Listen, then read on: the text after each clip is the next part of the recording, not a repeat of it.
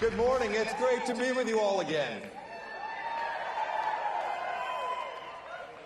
And when I say again, I was here almost exactly a year ago with you. What a 14 months it has been. What a 12 months it has been. 14 months of this administration. By the way, I was out talking to you some this morning. The most common question was, like, how'd you lose all that weight?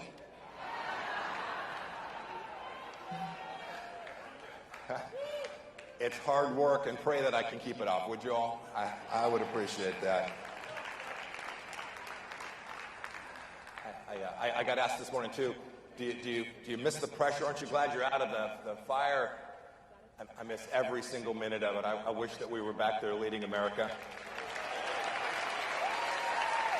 Look, let's go through the list of just these past 14 months. What's changed? When I talked to you last year, I spoke about all the things that President Trump and I had done here and abroad for America to protect each and every one of you. In the last 14 months, we've seen governors that don't wear masks but requiring 3-year-olds to do so. We've seen a man break swimming records in girls' swimming races.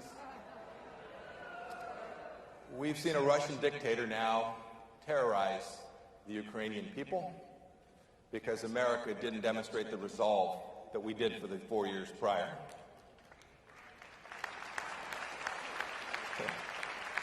In the last 12 months, we've seen that now it's okay to steal something as long as it's worth less than $1,000.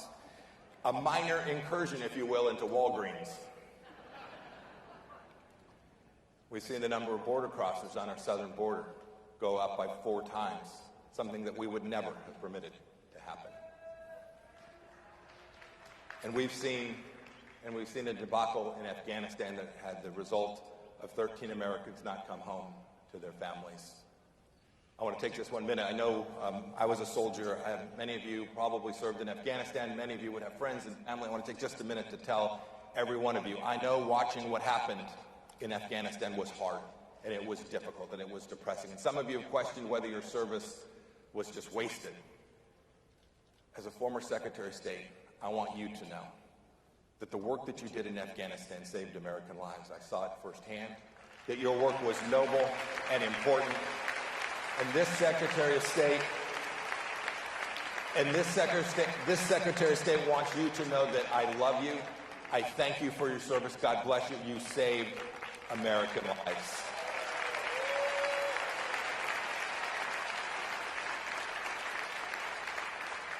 You know, the other day, President Biden said he was in one of his moments, he was kind of wandering around, and he said, well, they're against all these things that I'm doing. What are Republicans for?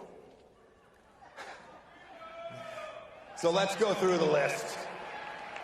First, we're making sure he doesn't own a single branch of government just as quickly as we possibly can.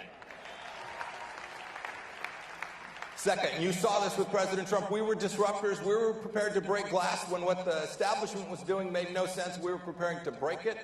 Republicans are prepared to do the right thing to protect the American way of life everywhere and always. You should know that we defended that border, protecting American sovereignty. We built the wall. We changed the course of history by telling folks, if you want to come to America, this greatest nation in the history of civilization sounds great. File your asylum claim and then go back and wait. When we did that, we changed and we provided security for the United States of America. We protected every human life. I couldn't be more proud of the fact that when I came in to be Secretary of State, your dollars, your money, your hard-earned money that was being paid in American taxes was going to foreign countries and being used to promote abortion around the world. And in an instant, we stopped it and saved countless lives. I remember we were the barbarians, we were the rubes, we didn't know what we were doing. We're pretty competent now. I say that not in joy, but in sorrow, because America demands good leadership, and the world is depending upon it. When the Iranians were threatening our friends in Israel, and when a general in Iran was trying to further his plan to take more American lives, We did the right thing. We restored deterrence. We did not send 50,000 soldiers across the world. We took a strike that changed history. We struck Qasem Soleimani so that he would never kill another American.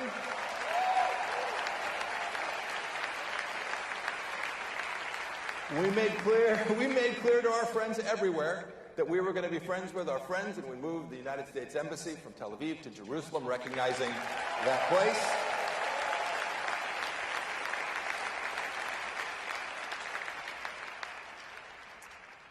And when I traveled on Good Friday of 2018 on a mission that the President had given me to meet with Chairman Kim, to tell that ruthless leader who had sent a young American home from detention only to die, I went to see Chairman Kim to tell him that we were prepared to do the right thing.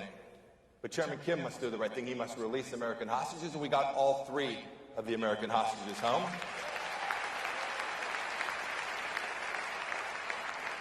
And we did not take 1 penny of yours and give it to a bad guy to get them back.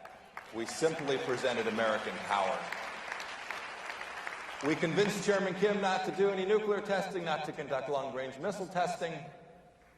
And as I stare at the world today and our security right here at home, the things that matter to us in our everyday life, the capacity to take care of our families, and the ability to know that we can safely walk our streets without the threat of bad guys from around the world presenting risk to us, the risk of terror, the risk of bad folks and drugs coming across our southern border, the threat of the invasion of our nation from the Chinese Communist Party, America was in a better place.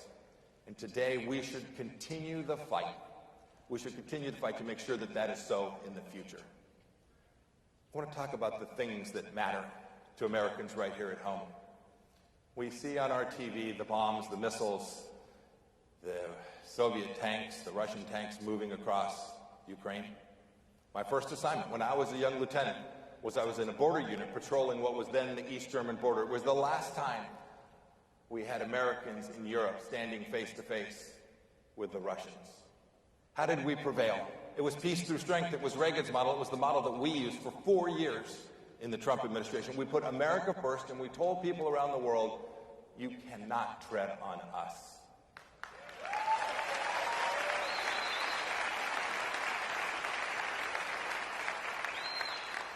You should know that I worked for 4 years on things across the world. I was trying my best to make sure that America was always at the forefront of my mind when I worked with our adversaries and helped our friends. I could see that the greatest threat from abroad was the Chinese Communist Party. We worked on it abroad. We tried to make sure that the jobs that they had stolen in the United States would no longer be stolen, and that the hard work that Americans did here would be rewarded with a set of trade deals that actually made sense in the United States of America. I'm incredibly proud of what we were able to accomplish. And I wish I could tell you that the China problem is just all over there. It was something we could turn away from. It's what, frankly, the bipartisan establishment, Democrat and Republican alike, had believed for decades.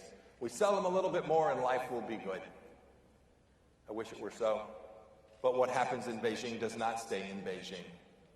It's why I made the decision to close the Chinese consulate in Houston, Texas. You should know that that did not make me any friends at the United States Department of State. You should also know that I didn't really give a rip. We did it because we made the decision because the way they were operating one of the largest spy rings inside the United States out of that very consulate. They were stealing the secrets from the University of Texas medical system and our energy companies, and it was intolerable, and we just said, no, we're not going to take it anymore. We shut it down. Common sense applied to protecting each and every one of you. Today, they're inside our colleges and universities. They're working on local governments, our mayors and our governors. You should demand that your mayor, your county commissioner, your school board member, your governor doesn't kowtow, does not bend a knee to the Chinese Communist Party. And your state pension systems. Your state pension systems, any of you are teachers or have worked for government, pay money into state pension systems, you should make sure that your state pension system is in underwriting the very weapons that the Chinese Communist Party may one day use to attack our great nation. It's unacceptable. It's irrevocably evil. We can do better. You know, we just had a president do nothing to prevent our young best athletes in the world from traveling to Beijing, and all we did was tell them, take a burner phone like a drug dealer, right? Be very quiet. Don't use your rights as an American to say the things you care about, because if you do, those bad guys where you're going to compete, well, they just may not let you come home. We could have done more. We could have prevented this event from being there. We could have made sure our athletes could do their best and compete across the world without the jackbooted thug Xi Jinping staring them down, taking their DNA, and forever changing the course of history. These are the things we're for. These are the things Republican war. We know our founding. We know that this is a nation with a deep Judeo-Christian footing, mooring. We must defend it at every turn. I've done this ever since I was a young cadet. I was even thinner then. My friends joke that I boxed at 172. I was 172 pounds. I am not scaring 172 today.